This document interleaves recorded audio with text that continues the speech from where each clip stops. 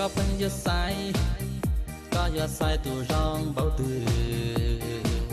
lọ có phần nó nè hả có giờ sai tụ rong bộ đi trả nữa đi trả là có tấm bằng na đi trả là có tấm mừng là mà ta chỉ có bảo bảo hả tiệt ý xong lâu là ru ru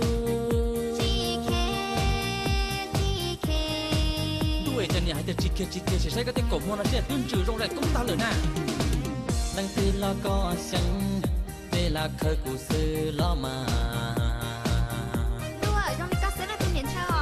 lên đó là cái sẽ từ trong đi chán không? Tôi cũng sẽ tới dự chủ khánh đi có lì có chắc cho nó bỏ.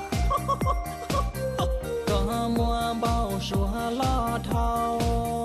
Tu có lần từ. Chỉ tu có cho trả lại đi cho dù xưa.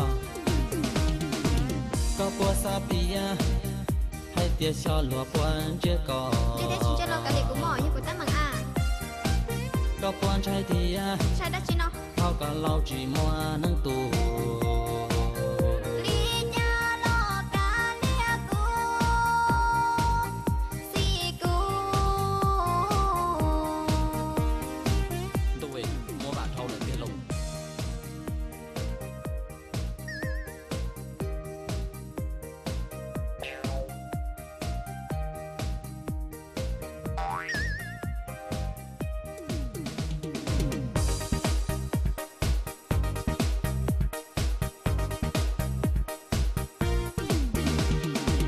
Có phân giờ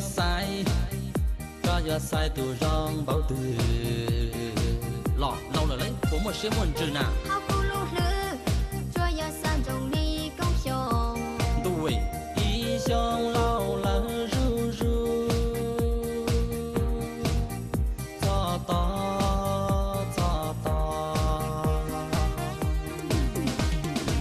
chỉ cho san tao ê tiền nó có là say cũ